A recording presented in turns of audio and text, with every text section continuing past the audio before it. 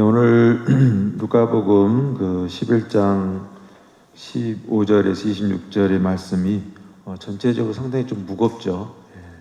무겁고 좀 이렇게 이성적으로 현실적으로 뭔가 이렇게 수긍하거나 좀 받아들이기가 그렇게 쉽지 않는 그런 어떤 말씀의 흐름들을 좀 우리가 볼 수 있죠.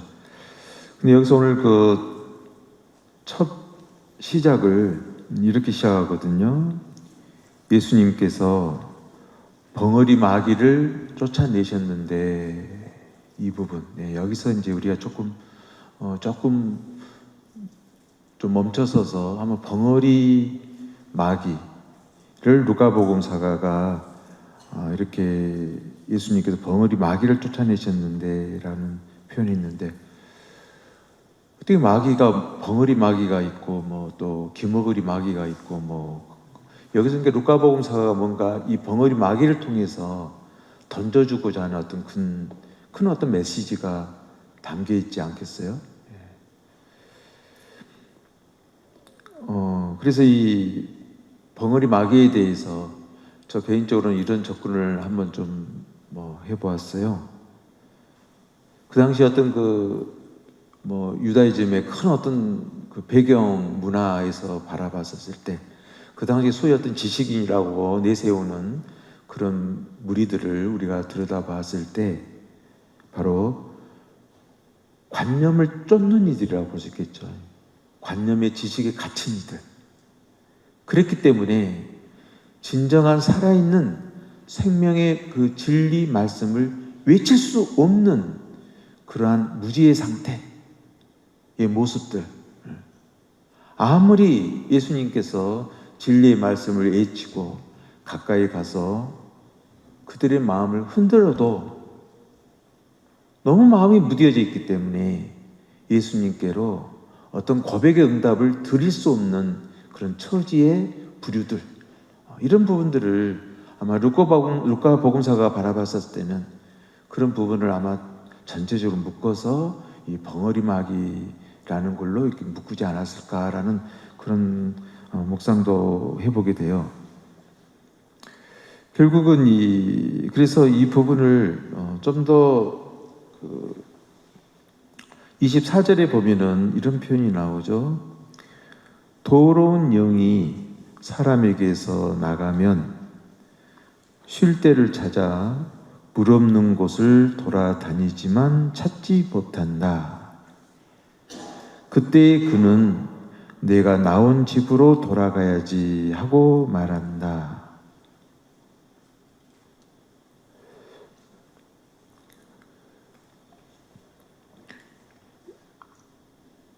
더러운 영이 사람에게서 나간다라는 것은 또 그 당시에 어떤 그런 유다인적인 큰 어떤 배경에서 우리가 좀 들여다봐야 되겠죠. 그 사람에게서 악한 생각이 나간다든지, 정말 그 병들어 있는 그런 관념적 어떤 지식이 흘러나가게 되어졌었을 때,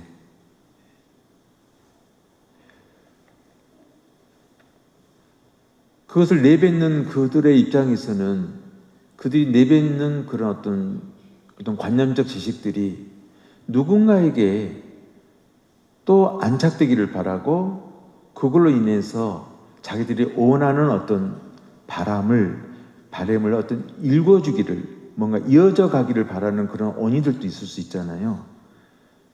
근데 이게 맴돌다가 정말 생명력이 있는 물이 없는 곳을 찾는다 했는데 생명이 숨쉬고 있는 그런 곳을 찾지 못했을 경우에 그걸 피하면서 스스로 찾아가는 모습이잖아요. 그러니까 여기서 보면 물 없는 곳을 돌아다닌다라는 거, 물 없는 곳을 돌아다닌다. 그런 것을 좀 함축하고 있지 않을까라는 생각이 들거든요. 그래서 그런 것들을 찾지 못했을 때는 다시금 내뱉은 그 악한 생각과 말이 누구에게로 가느냐? 나한테로 돌아오는 거죠. 우리도 일상적인 삶에서 이런 비슷한 것도 있지 않나요? 내가 뱉은 말 한마디가, 악한 생각 하나하나가 정말 돌고 돌다가 더 큰 화근으로 나에게 돌아오는 경우도 있잖아요. 이런 부분들.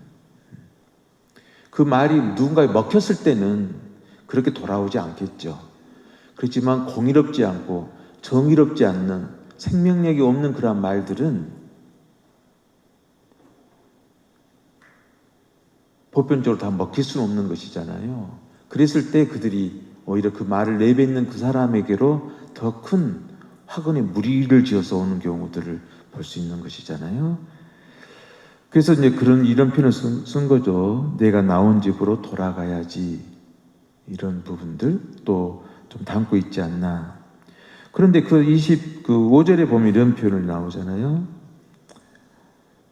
그러고는 가서 그 집이 말끔히 치워지고 종돈되어 있는 것을 보게 된다. 저는 이 부분에서 이런 접근도 해보게 돼요. 아직도 그 악한 생각을 품고 있는 그 사람은 아직도 자기 중심적인 고정적 관념 세계의 틀 안에서 벗어나지 못하고 있는 것, 스스로가 스스로를 이끌어가고 있다라고 확신하는 그런 부류, 전통의 간섭만이 나를 지킬 수 있다라고 확고히 믿고 있는 그런 모습들.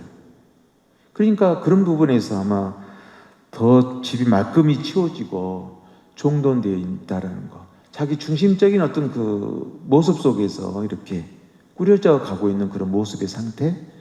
그렇기 때문에 어떻게 됩니까? 다시 나와 자기보다 더 악한 영 7을 데리고 그 집에 들어가 자리를 잡는다. 이런 식으로도 아마 나를 비춰보면서 이렇게 좀 성찰하게 되더라고요. 그래서 우리가 이것을 보면서 이런 부분을 생각할 수 있어요. 어떤 다른 사람의 생각, 어떤 개념, 또 어떤 관념을 받아들이면은요, 나도 모르게 나의 관념이 돼버리잖아요. 또 타인의, 상대방의 어떤 오난의 감정이라든가 아픔의 감정을 수용하다 보게 되면은 어느새 내 안에 그 오난의 감정과 슬픈 아픈 감정이 또 자리 잡게 되어버리는 것들을 보게 되잖아요. 이거. 그래서 오늘 예수님께서는 그런 표현을 쓰죠. 20장에서 그런 말씀을 하죠. 내가 하느님의 손가락으로 마귀들을 쫓아내는 것이면 하느님의 나라가 이미 너희에게 와 있는 것이다. 정말 하느님의 그 말씀으로, 하느님께 대한 절대 믿음으로 예수 그리스도의 그 중심에 놓인 사람은 이미 하느님 나라가 함께 하는 머무는 와 있기 때문에 그 어떤 곳으로도 흔들어 놓을 수 없는 그러한 모습, 이런 부분들을 우리에게 던져주고 있어요. 그래서 이 관념이라고 하는 것은 분별과 차별이 아주 깊이 뿌리 박혀 있는 그런 어떤 세상의 거울에서 비춰지는 그 내 모습을 나의 참 모습으로 동일시 해버리는 것. 또 하나는 몸을 통한 모든 행위들을 통해서 그러한 것들을 나의 업적, 공로, 실패, 성공 등등으로 동일시해버리는 그러한 것들. 그러니까 모든 게 그 틀에서 보면 어떤 자기 중심적인 그런 관념의 틀에서 나 자신을 움직이게 하는 모든 행태들, 이런 것들은 크게 봐서 다 벙어리 마귀의 상태라고 볼 수 있는 거죠. 그 상태에서는 어떤 경우에도 예수님의 살아있는 그 말씀의 진리를 선포할 수 없다, 구현될 수 없다라고 하는 이 부분, 이런 부분들을 통해서 저희도 무엇을 우리가 그럼 깊이 생각해야 될 것이냐. 우리는 왜 우리 예수 그리스도를 믿고 따르는가? 그것은 바로 그리스도를 통해서 진정 나를 내신 하느님 모상으로 빚음받은 나는 무엇인지 또 나가 누구인지를 바로 예수 그리스도를 통해서 깊이 이해하고 깨우쳐가는 것이잖아요.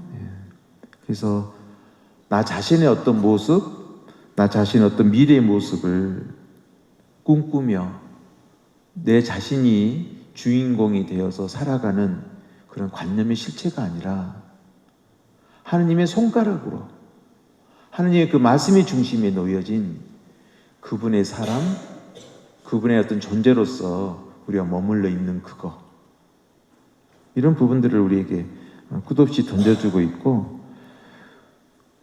나라는 이 존재는, 하느님 내신 나라는 이 존재는 본디 정말 빈 공간이고 빈 마음이며 또 모두를 담아내는 진리의 사랑이다 라는 것, 이러한 믿음 속에서 우리는 바로 참된 어떤 주님의 복음을 선포할 수 있다. 이런 모든 것들을 폭넓게 또 묵상해 볼 수 있었듯 싶었어요.